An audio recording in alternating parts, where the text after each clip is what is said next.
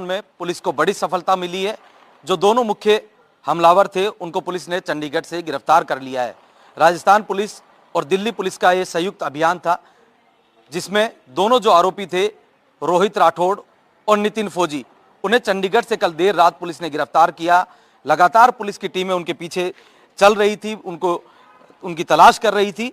फिलहाल हम मौजूद है सुखदेव सिंह गोगामेडी के घर पर, जहां देख सकते हैं, मैं दीवार पर आपको दिखाना चाहूँगा गोली का वो निशान, जहाँ जो दीवार है उस पर भी जो निशान है वो टूटा हुआ दिखाई दे रहा होगा आपको तस्वीरों में। हमारे साथ उनके घर पर करीब 8-9 सालों से काम करने वाली जो महिला हैं, उनसे हम बात करेंगे कि वो किस तरह की उस दिन परिस्थितियाँ थी। आप कहाँ पर थे उस दिन, क्या नाम है आपका? मेरा नाम गुड्डी कंवर है। मैं यहाँ पास में ही थी, 2 घर छोड़ के वहीं काम कर रही थी। मुझे पता नहीं चला, किचन में थी मैं उनके। मुझे किसी ने बताया कि वहाँ पे फायरिंग हो रही है, तो मैं भाग के बाहर आई। तब यहाँ पे गाड़ियों में ले जा रहा था, मुझे ये भी नहीं पता था किसके गोली लगी है किसके नहीं लगी।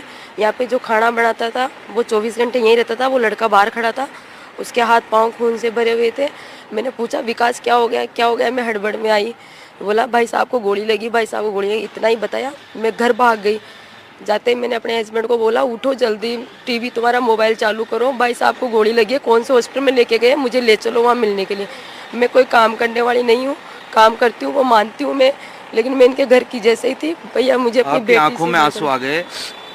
भैया मुझे अपनी बेटी से भी बढ़कर मानते थे। मैंने जब से काम यहाँ पे करती हूँ तब से मैंने इन्हीं भाभी जी को देखा है। मैं न किसी भाभी जी को नहीं जानती। मुझे उसी टाइम पता चला है कि इनकी 3 बीबियाँ हैं। मुझे नहीं पता था कि कभी ना उनके बच्चे आए ना भाभी जी आए, मैंने नहीं देखा उन लोगों को। मैं तब से इन्हीं को ही देख रही हूँ। यही हमें तनख्वाह देते हैं भाई साहब से लेकर। भाई साहब से हम ज़्यादा बातचीत नहीं करते थे, क्योंकि हम औरत, मैं भी राजपूत हूँ, ये भी राजपूत है। वो मेरे को भाई साहब कह के बुलाते थे। उनके किस तरह के लोग यहाँ आते थे मिलने? उस दिन गार्ड कम थे, अचानक इस तरह की चीज हो गई? हाँ, मैं सुबह आई थी, तब नरेंद्र बनाते हैं, ये सतेंद्र, ये भाई साहब जो खड़े हैं ये भी थे। बाकी और कोई किसी को नहीं देखा, भाई साहब थे। और वो खाना बनाने वाला था, मैं थी, भाभी साहब थे, इनके अलावा कोई भी नहीं था। मैं भाभी साहब को इनको बोल के गई थी मैं वापस आऊँगी, बोले 2 बजे आ जाना। मैं ठीक है। मेरा 15 मिनट का यहाँ यात्रा था, बस मैं 15 मिनट में यहाँ वापस आ रही थी। प्रतिदिन लोग, कितने लोग आते थे दिन में उनसे मिलने? उनसे लोग आते जाते रहते थे, क्योंकि मैं 2 बजे तक इसी गली में ही रहती हूँ, वापस 4 बजे मैं आती हूँ। जब रात को 8 बजे तक मैं इसी गली में रहती हूँ। बहुत लोग मिलने के लिए आते थे, काफ़ी लोगों को मैंने देखा हुआ भी है। और वैसे मैं नाम नहीं जानती उन लोगों का, पर बहुत लोग आते थे यहाँ पे। बहुत गाड़ियाँ भी आती थी, बहुत लोग आते थे जाते थे, चाय पानी सब पी के जाते थे।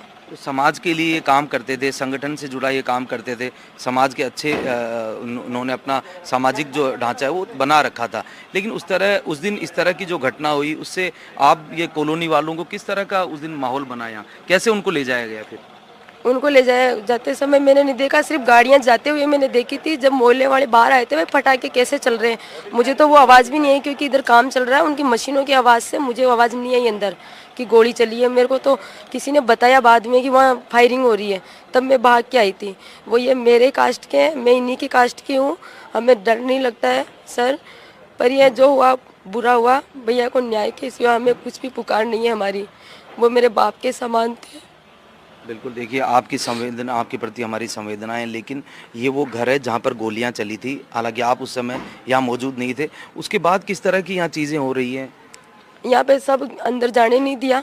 यहाँ पे पुलिस प्रशासन की यहाँ पे सब बैठ गए थे लोग, काफ़ी पुलिस थी, काफ़ी सारे लोग इकट्ठे हो गए थे यहाँ पे। उन लोगों के बीच में भी मैं भी यहीं थी, मैं गई नहीं थी कहीं पे भी, मैं यहीं थी। बहुत सारे लोग थे, पर ये सब भाभी साहब सब हॉस्पिटल में थे।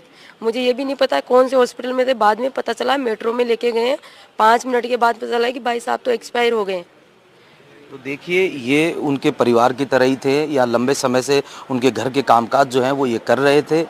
उस दिन जब घटना ये घटी, करीब 1 बजे की घटना थी, उस दौरान ये किसी गली में ही किसी अन्य मकान के अंदर काम कर रहे थे। अचानक जो है गोलियों की आवाज़ आती है। उसके बाद कॉलोनी के जो लोग हैं वो बाहर निकलते हैं, और बाहर निकलने के बाद देखते हैं कि खून से लथपथ लोगों को गाड़ी में बैठाकर अस्पताल ले जाया जाता है, जहां सुखदेव सिंह गोगामेडी को अस्पताल पहुंचने के बाद चिकित्सकों ने मृत घोषित कर दिया। और फिलहाल हम जहां मौजूद हैं वो पूरा आप देख सकते हैं, रिहायशी ये इलाका है पूरा। ये जो गली है आप देखिए, ये अलग अलग जो है घर हैं। यहाँ पर सुखदेव सिंह सिंह गोगामेडी यहाँ रह रहे थे लंबे समय से, लोग यहाँ आ रहे थे। उनका बेसमेंट में उनका जो श्री राजपूत करनी सेना का जो दफ्तर है वो भी उनके बेसमेंट के मकान में जो है वो बनाया हुआ था। वहाँ लोगों से वो मिलते थे और उस दिन की ये घटना लोगों से मिलने, जब लोग उनसे पहुंचते थे तो जब लोग वहाँ उनसे मिलने पहुंचे जिनमें नवीन, रोहित और नितिन शामिल थे, और अचानक इन दोनों लोगों ने जो है सुखदेव सिंह गोगामेडी पर हमला कर दिया जिससे उनकी मौत हो गई।